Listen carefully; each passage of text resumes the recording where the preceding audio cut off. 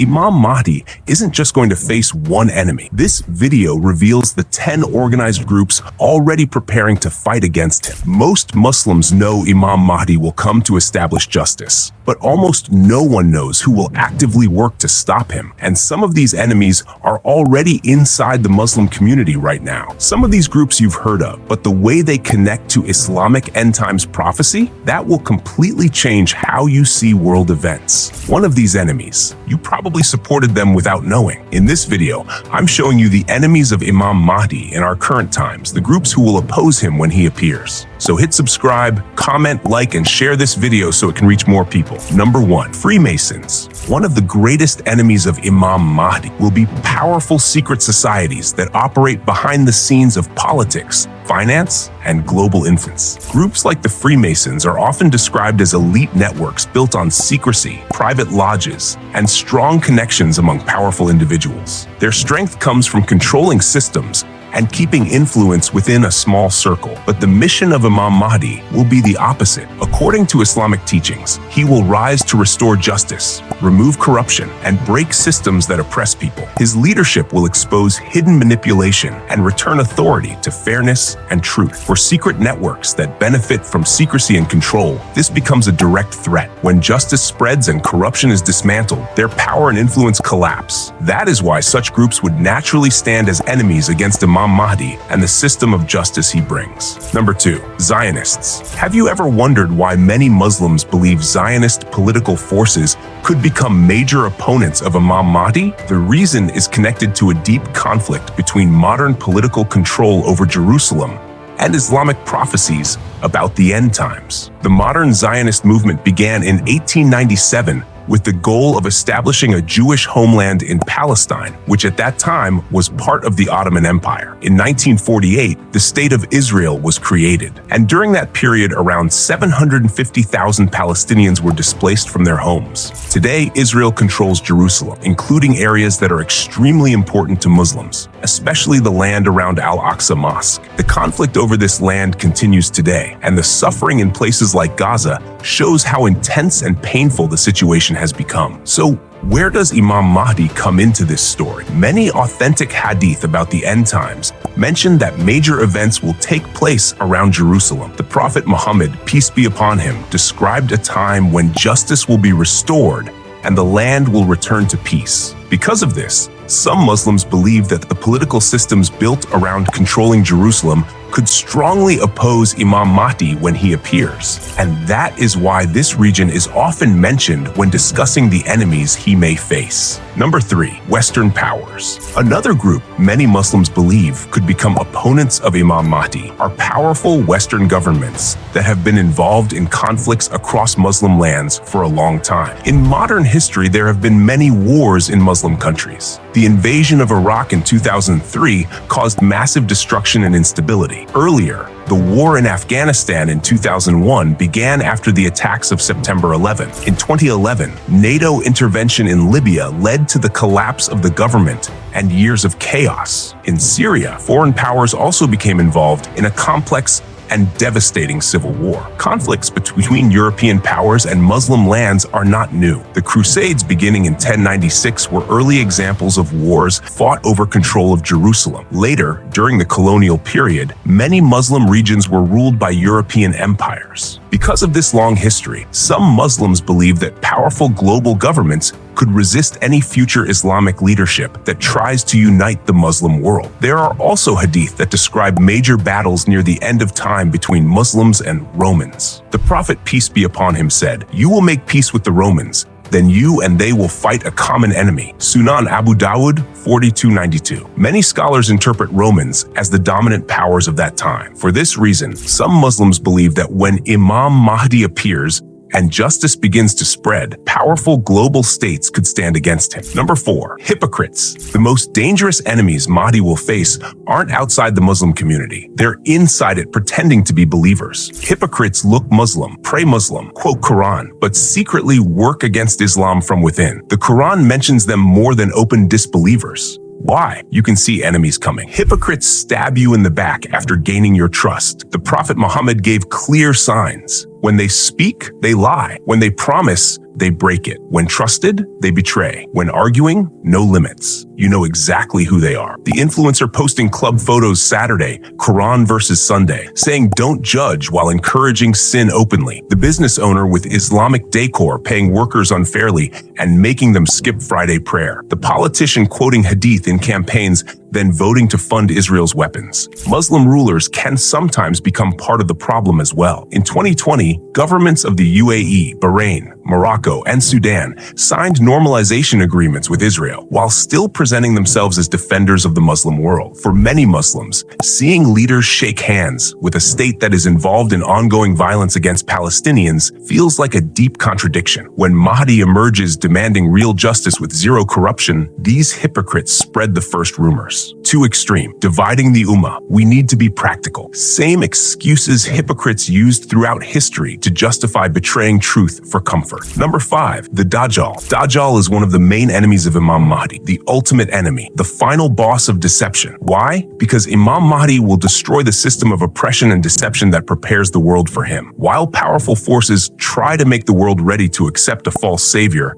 Imam Mahdi rises to restore justice and unite the believers, blocking that plan. Dajjal is the greatest deceiver. He'll be one-eyed with the word kafir, disbeliever, written between his eyes. Only true believers will see those letters. Everyone else will be blind to the obvious. He'll claim to be God, perform fake miracles that look completely real, bring what looks like rain, show gardens that seem beautiful, all lies designed to trap humanity. The Prophet, peace be upon him, mentioned in Sahih Muslim, Hadith 2897, that the Muslims will be fighting a great battle and will be dividing the spoils of war. Suddenly, a caller will shout among them that the Dajjal has appeared among their families. When they hear this, they will immediately leave the spoils behind and rush back. Later, they will realize the call was false, but by the time they reach Syria, the real Dajjal will appear. This narration is mentioned Bodh. That's why Mahdi comes first, to prepare believers. Then Prophet Isa descends, prays behind Mahdi, and they defeat Dajjal together near Jerusalem. Number 6, magicians and sorcerers. Why are magicians and sorcerers afraid of the arrival of Imam Mahdi? It comes down to the final battle between truth and deception. In Islam, black magic or seer has always been strictly forbidden, but many narrations say that near the end of times, magic and satanic practices will become very common. The Dajjal, the false messiah, will rely heavily on these deceptions. He will use powerful illusions to mislead people and make falsehood look like truth. Because of this, many of those who practice magic and deception will support him. This is where Imam Mahdi comes in. He will lead the believers and restore justice and clarity. And when Prophet Jesus returns, the truth will become clear and the deception of Dajjal will be destroyed. People who rely on magic and darkness survive through confusion and misguidance. But the Mahdi's leadership will bring truth and justice, exposing falsehood and ending their influence. That is why they will oppose him. Number 7, rationalists and secularists. One of Mahdi's loudest opponents will be rationalist Muslims who sound educated but are spiritually blind. They don't say they are against Islam. They just say they want to modernize it. What does that mean? Remove everything the modern world feels uncomfortable with. They say heaven and hell are just metaphors for mental states. Miracles can be explained by science. Jinn are only mental illness. Angels are just your inner voice. Divine revelation becomes poetry. Prophecy becomes symbolism. The Quran becomes interesting literature. You've seen them. The Muslim professor who teaches Islam but doesn't believe half of it actually happened. The influencer who says, "My Islam is between me and God," which often means ignoring the parts they don't like. Liberal Islam, progressive Islam, reformed Islam, different labels, same result. Islam slowly watered down until it no longer challenges modern liberal ideas. No hijab because they say it's patriarchy. No halal and haram because they say it's restrictive. No Mahdi because they call it primitive mythology. Now imagine their worst moment.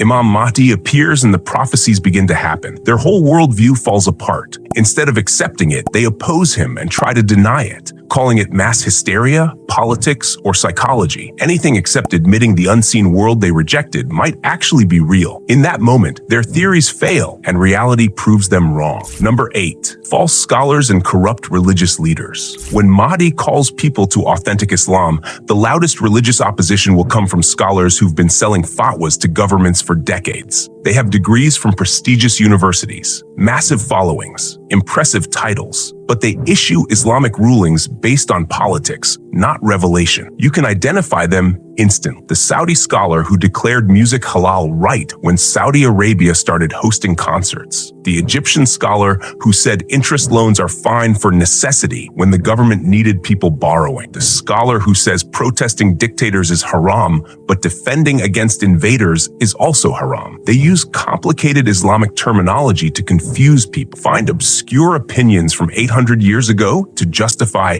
anything. Meanwhile, clear hadith say the opposite, but they twist words until texts mean whatever serves power. When Mahdi emerges, these scholars become his biggest religious obstacles. Where did he study? Which university certified him? Is he following our madhab exactly? Which sheikh gave him permission? They'll use Islamic technicalities to fight Islamic revival. Religion against truth. History repeats. Imam Ahmad was tortured by Muslim rulers and scholars for refusing to compromise. Salahuddin faced opposition from corrupt religious establishments before liberating Jerusalem. Number 9. People of innovation. One major group opposing Mahdi will be Muslims who've spent generations adding practices the Prophet never taught. They worship graves, call on dead saints instead of Allah direct, celebrate the Prophet's birthday with innovations he never practiced, follow spiritual paths with rituals completely foreign to authentic Islam. You see them at shrines across Pakistan, India, Turkey, North Africa, tying strings to trees at graves, putting money in tomb boxes, making dua to dead people. The Prophet Muhammad was clear. Whoever adds to this religion what wasn't part of it originally, that addition gets rejected. They respond, we're showing love and respect. But innovation means claiming Allah didn't complete Islam properly, that the Prophet forgot important practices, that people 1400 years later know better than companions who walked with him. When Mahdi brings pure Islam exactly as the Prophet practiced with nothing added or removed,